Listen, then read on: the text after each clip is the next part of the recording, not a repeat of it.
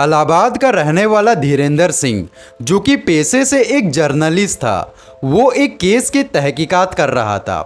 उसे कुछ मर्डर्स और एक कार लूटिंग गैंग के बारे में पता चला था और वो इस पर इन्वेस्टिगेशन कर रहा था। लेकिन 14 दिसंबर साल 2000 को धीरेंद्र सिंह के साथ कुछ ऐसा हुआ जो किसी ने कभी सोचा भी नहीं था। उसका बहुत ही बेरहमी से मर्डर किया गया और इतना ही नहीं, कातिल ने उसके शरीर के टुकड़े करके उसके सर से उसके भेजे को निकालकर उसका सूप बनाकर पिया। लिटरली उसका सूप बनाकर पिया, चिकन सूप नहीं, भेजे का सूप। आखिर कौन है ये राक्षस जो इंसान के रूप में छुपा बैठा था? उसने सिर्फ धीरेंद्र सिंह का मर्डर नहीं बल्कि और भी 13 लोगों का ठीक इसी तरीके से मर्डर किया था। पहले जान से मारना और उसके बाद उसके शरीर के टुकड़े करना और फिर उसके सर में से उसके दिमाग को निकालकर उसका सूप बनाकर पीना। आखिर भेजे का सूप बनाकर पीने का रीज़न क्या है? सवाल बहुत सारे हैं। आइए इस दिल दहला देने वाली कहानी को सुनते हैं। हेलो, नमस्ते, सत श्री अकाल, अस्सलाम वालेकुम। मेरा नाम है सुब्रतो महतो। चलिए इस खौफनाक कहानी को शुरू करते हैं।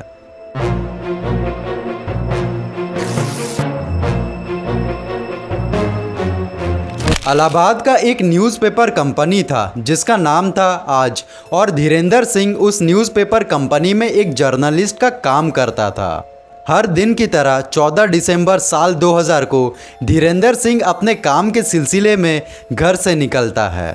लेकिन 14 दिसंबर की रात को धीरेंद्र सिंह घर वापस नहीं आया था। देखते देखते वो पूरा रात बीत गया, लेकिन धीरेंद्र का अब तक कुछ अता पता नहीं चल पाया।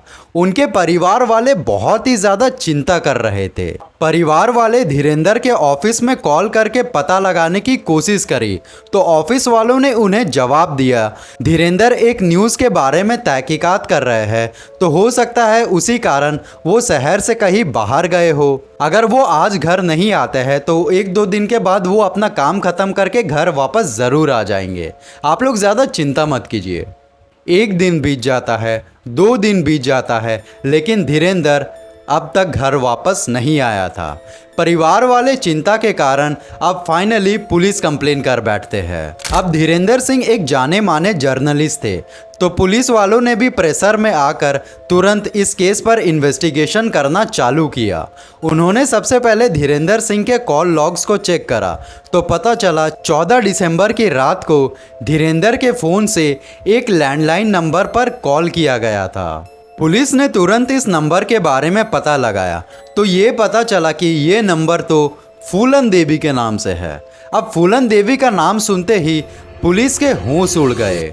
अब पुलिस के सामने सवाल ये था, आखिर फूलन देवी का इस केस से क्या लेन देन? इलाहाबाद का एक छोटा सा गांव था जिसका नाम था बेरी, और उसी गांव में फूलन देवी ग्राम पंचायत की मेंबर थी और वहां पर काफ़ी ज़्यादा पॉपुलर भी थी। उनके पति का नाम था राम निरंजन, जो कि एक मजदूर थे और एक गवर्नमेंट कंपनी में ड्राइवर का काम करते थे। पुलिस तुरंत फूलन देवी के घर पहुंच जाती है तहकीकात करने के लिए। पुलिस ने फूलन देवी से धीरेंद्र सिंह के बारे में पूछा, तब उन्होंने जवाब दिया, मैं किसी धीरेंद्र सिंह को नहीं जानती।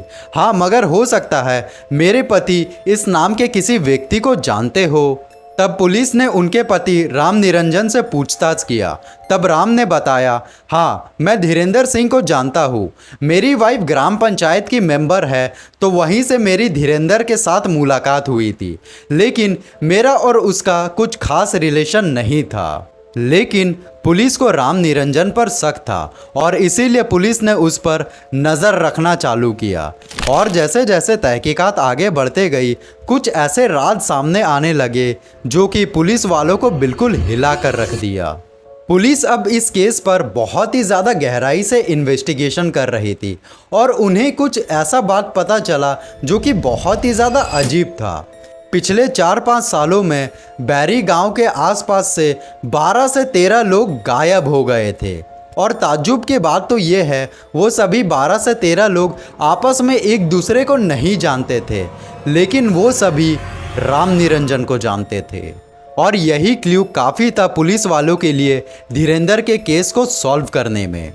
अब पुलिस बिना किसी देरी किए राम निरंजन को उठा लेती है और थाने में पूछताछ के लिए लेकर आती है और पुलिस उससे बहुत ही ज़्यादा सख्ती से पूछताछ करना शुरू करती है। लेकिन राम निरंजन एक ही रट लगाकर बैठा था, मेरा इन सब से कुछ भी लेना देना नहीं। लेकिन अचानक से थोड़ी ही देर बाद राम का व्यवहार बिल्कुल बदल गया। उसका बैठने का तरीका, उसका बात करने का तरीका, उसका आई टू आई कांटेक्ट करने का तरीका सब कंप्लीटली बदल गया। जैसे कि उसके अंदर एक स्प्लिट पर्सनालिटी आ गया हो, जैसे कि हम लोग अपरिचित मूवी में देखे हैं। तुझ में हिम्मत है तो चला गोली, चला गोली। भगवान की कसम सर, वो पांचों खून सर, मैंने कोई गलती नहीं की, मैं नहीं किए हैं। उसने पुलिस को बताया, मैंने आप लोगों से झूठ कहा था, मेरा नाम राम निरंजन नहीं बल्कि राजा कुलेंदर है। अब यहाँ से ये केस एक अलग ही मोड़ पर जाने वाली है।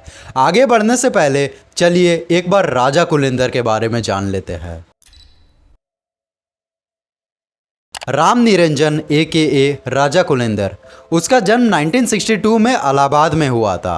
वो एक कोल ट्राइब से बिलोंग करता था और इसीलिए उसे बचपन से ही अपने जात को लेकर डिस्क्रिमिनेशन का फेस करना पड़ता था। आप लोग तो जानते ही है, वही पुराना टिपिकल इंडियन मेंटालिटी, और यही सब चीज़ों के कारण राम निरंजन के दिल में नफरत भर गया था। और जैसे जैसे वो बड़ा होता गया उसे सत्ता और ताकत का भूख लगने लगा। वो चाहता था आज जो उसका मजाक उड़ा रहे हैं, आने वाले टाइम में वही लोग उसके सामने झुकेंगे। राजा कुलेंदर, जिसका मतलब था कोल ट्राइब के लोगों का राजा, उसने अपनी पत्नी गोमती देवी का नाम को बदलकर फूलन देवी रख दिया था। अब फूलन देवी नाम रखने का पीछे का कारण ये था कि उस ज़माने में उत्तर प्रदेश में द बैंडिट क्वीन कहलाने वाली फूलन देवी, जो कि एक बहुत ही खतरनाक क्रिमिनल थी, उसके नाम पर रखता था। क्योंकि राजा को ऐसा लगता था अगर किसी पावरफुल इंसान का सपोर्ट हो तो वो पूरी दुनिया को अपनी मुट्ठी में कर सकता है।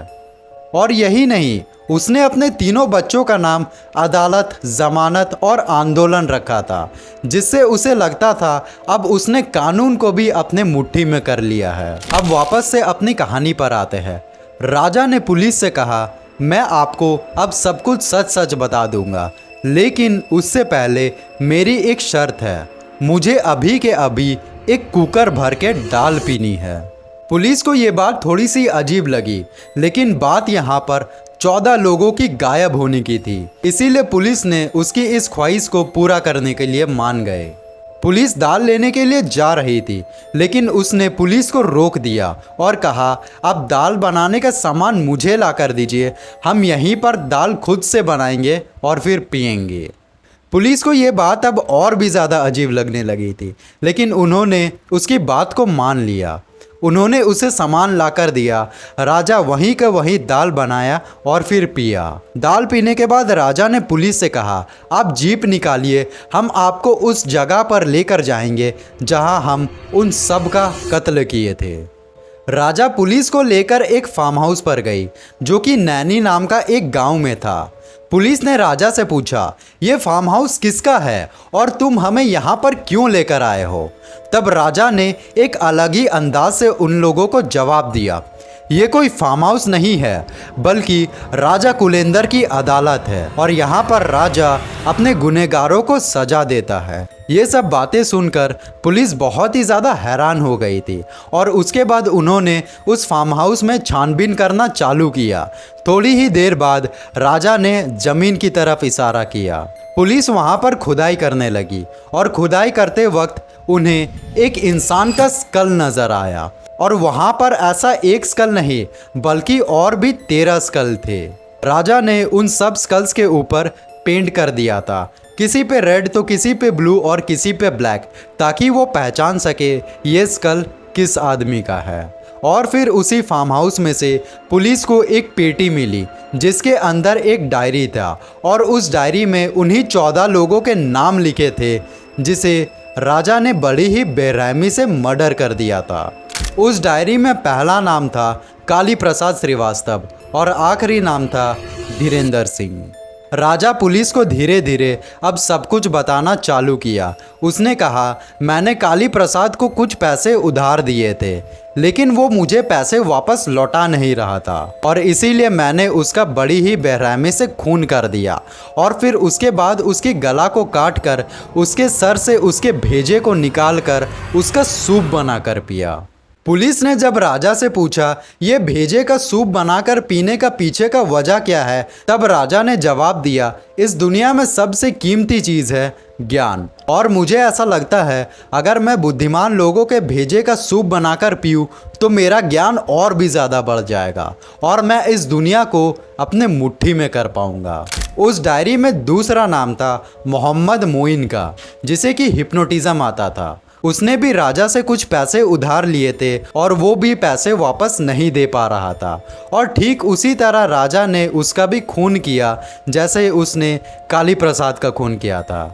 पहले राजा ने उसका बड़ी ही बेरहमी से खून किया, जिसके बाद उसका गला को काट कर उसके सर से उसके भेजे को निकालकर उसका सूप बनाकर पिया।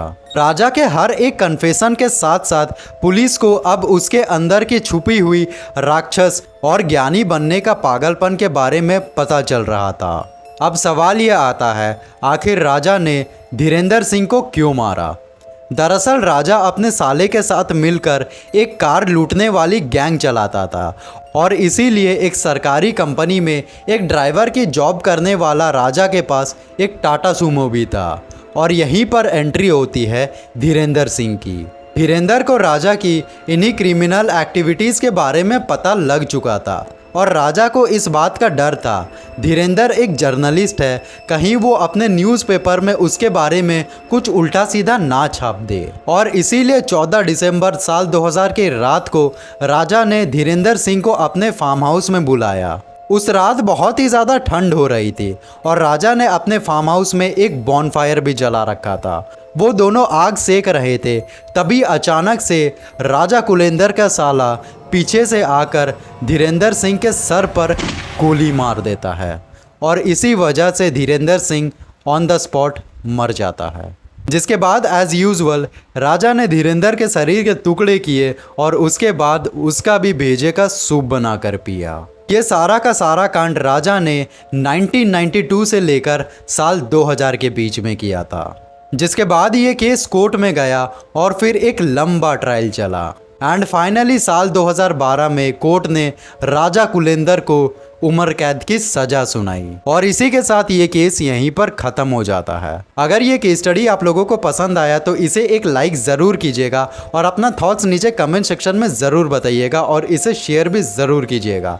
हम लोग 100 सब्सक्राइबर के बहुत ही ज़्यादा करीब है, तो प्लीज़ अगर आप लोगों ने सब्सक्राइब नहीं किया तो सब्सक्राइब करके बेल आइकन को ज़रूर से दबा दीजिएगा ताकि आने वाले वीडियोस आप लोग मिस ना करें। और अगले कौन से टॉपिक पर आप लोग वीडियो देखना चाहते हैं उसे भी नीचे कमेंट करके ज़रूर बताइएगा। ऐसे ही क्राइम डॉक्यूमेंट्रीज़ देखने के लिए हमें फॉलो करें। Hope this helps.